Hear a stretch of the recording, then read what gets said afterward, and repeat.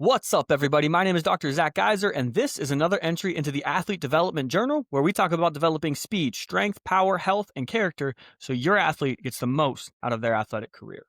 Today, we're going to talk about supplements. But before we do that, I want to remind you that everything in these newsletters, podcasts, social media, and on our website is for educational purposes only and should not be taken as medical advice for you or your athlete.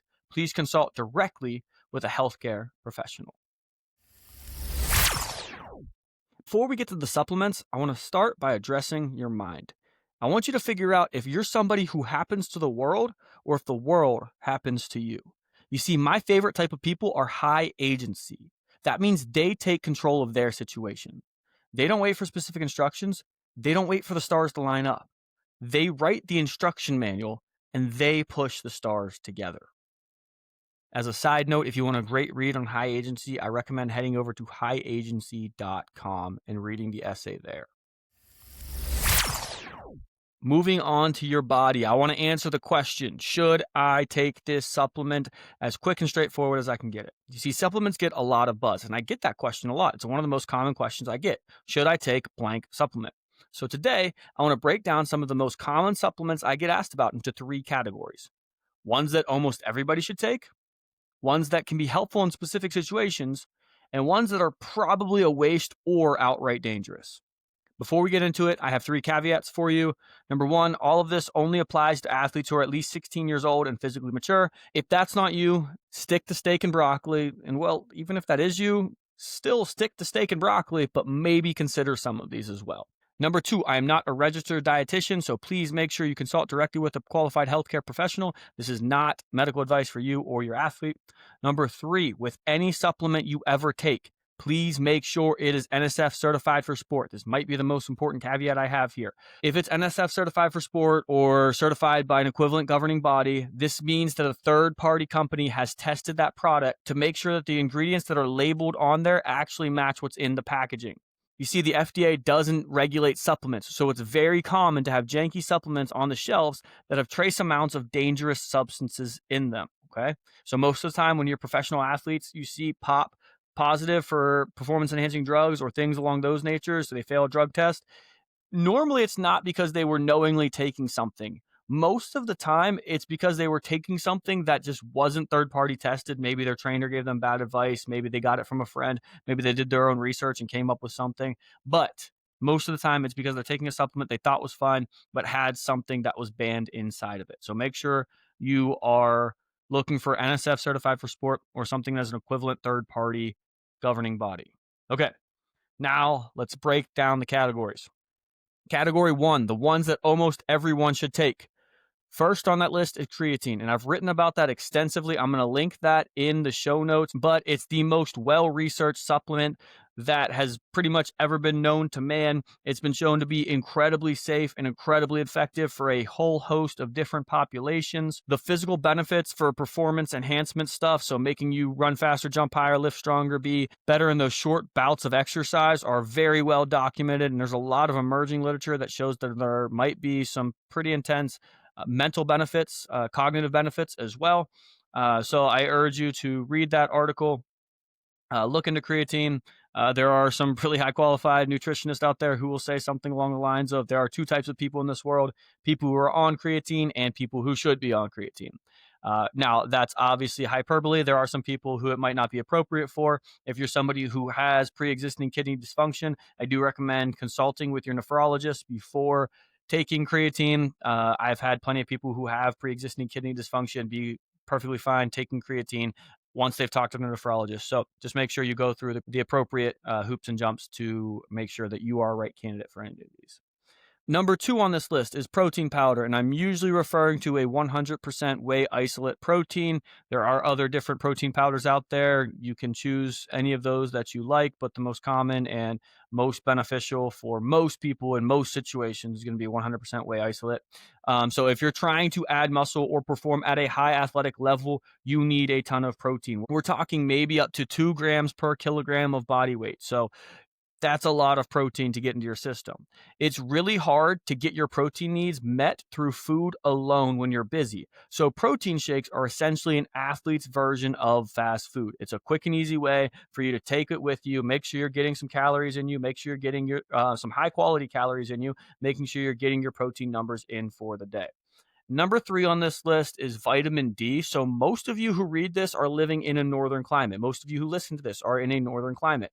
The odds of you getting enough sunlight for sufficient vitamin D formation is relatively slim. So, get your blood work checked and see what your doctor says about supplementation. Maybe it's an appropriate fit for you.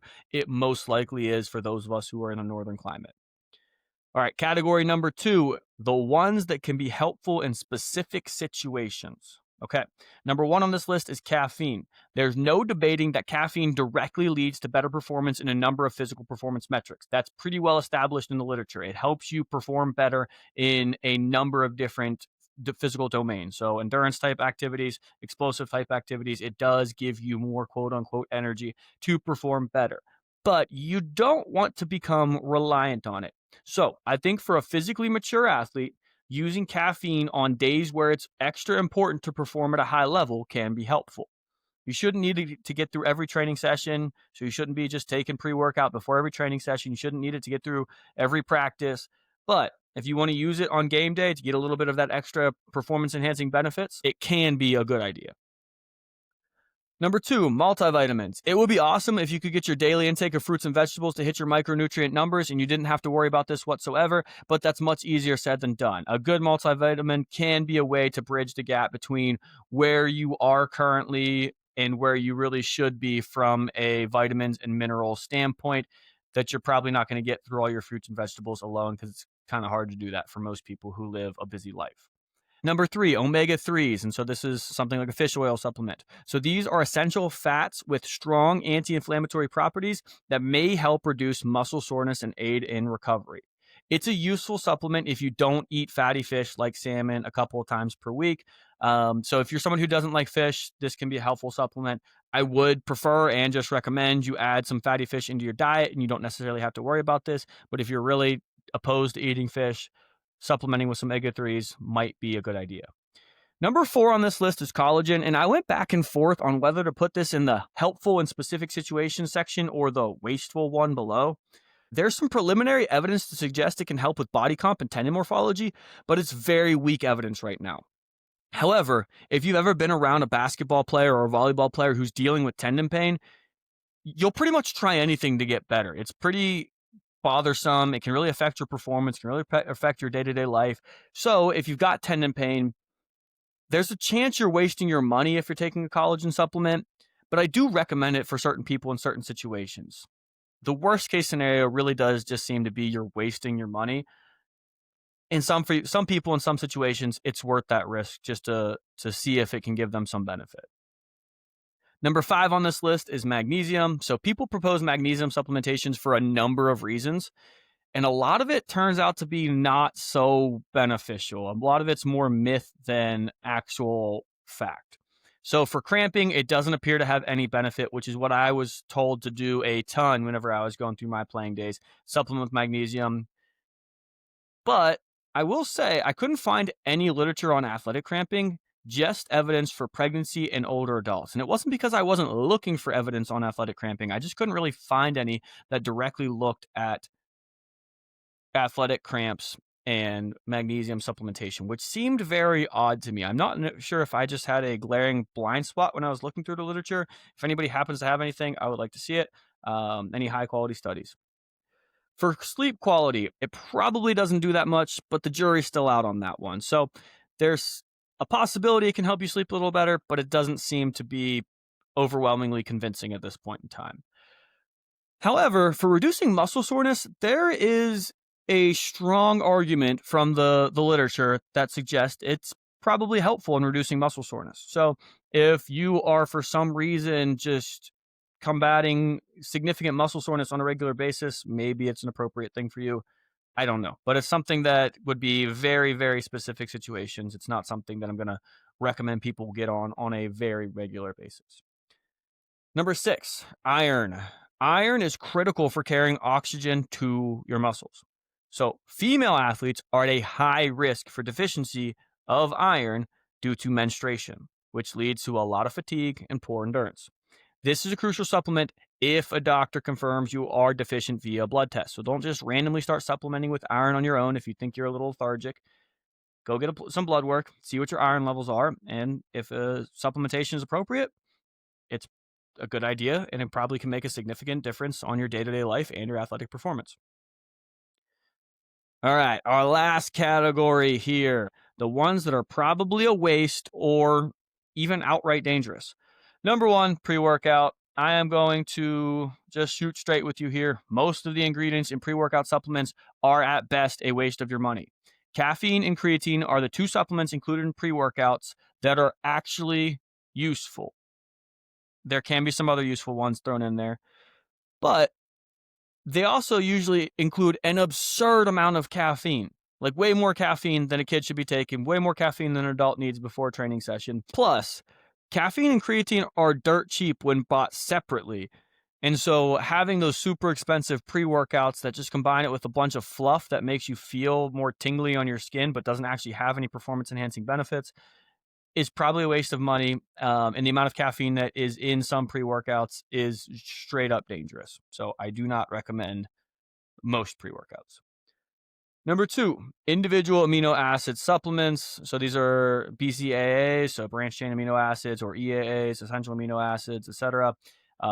If you're eating enough protein, which protein is made up of amino acids, there doesn't seem to be a good reason to supplement with specific amino acids. There just isn't strong literature to suggest that you should have specific amino acids in your supplementation regimen in addition to your protein that you're already getting.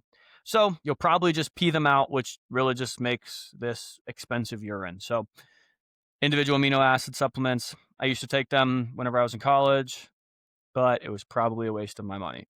Number three, green superfoods. And this is something that I will probably get some hate on for. But despite almost every podcast I ever turn on selling out for some greens company, I remain firmly in the stance that they're a waste of money. Your intestines have finite absorption capacities, meaning there are spots within your small intestine, large intestine, whatever it may be, that are specifically designed for uptake of different nutrients. So to take in that much of each individual micronutrient at once likely results in an absurdly small percentage of it actually getting into your system. They're way too expensive to also take a chance on. I just don't see a high ROI. You could make somewhat of the same argument for multivitamins, but we're talking a whole different cost strategy, a whole different cost structure.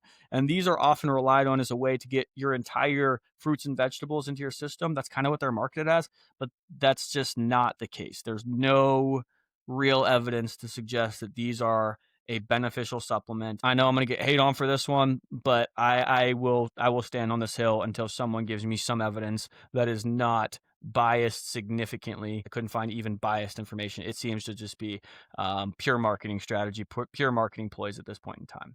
All right, to recap that, ones that almost everyone should take: creatine, protein powder, vitamin D. Ones that can be helpful in specific situations: caffeine, multivitamins, omega-3s, collagen, magnesium, iron. Ones that are probably a waste or outright dangerous: pre-workout, individual amino acid supplements, and green superfoods. That is not a conclusive list. That just happens to be the list of supplements I'm asked about most regularly. And we're going to finish with some fuel for your soul. And if you're somebody who has a busy brain, listen up. You see, I have a chaotic brain, so much so that I was sent to be evaluated for OCD after going to my first ever counseling appointment years ago. Yes, I went to a counseling appointment for the first time, which was a big deal for me. I was really nervous, I wasn't somebody who grew up in therapy, but I wanted to make that step to make sure I was taking care of my mental health and I was getting on the right track and I was doing the things that I needed to do. And after my very first session, my counselor referred me to a specialist to be evaluated for OCD, which really caught me off guard. And in case you're wondering, no, I don't have OCD. I just tend to think a lot and I have a busy brain. But because of this busy brain, I have difficulty being present in the moment. We have, however, found one trick that really helps me be present in the moment. And it's now a game called 5, 4, 3, 2, 1 that my 3-year-old likes to play with me. It's simple and you can do it anywhere. Just pay attention to your environment and say out loud: 5 things you can see. The more specific you're being during this, the better. 4 things you can hear, 3 things you can feel, 2 things you can smell, and then 1 thing you can taste. You want to be very specific throughout this process. So, if your brain's a little too busy today, why don't you slow down and give it a shot? All right, so just a quick reminder that this newsletter and podcast is completely free. I spend many hours each week researching, writing, illustrating, recording, editing, and uploading. The best way you can support it and allow it to continue to grow and exist is to share it with people you know. You can send them to gtperformance.co/newsletter and they can subscribe there, or you can share this episode on whatever platform you listen to your podcast, be it Spotify, Apple Podcasts, YouTube, and they can follow the show, like, subscribe, review, whatever it is you can do on that specific platform. Thanks so much for your help in spreading the word about athlete development. And until next time, go be great out there. Yeah, straight A student, but I'm friends with the cool kids. Following the rules and the rubric. Freestyle on the bus and it's too lit.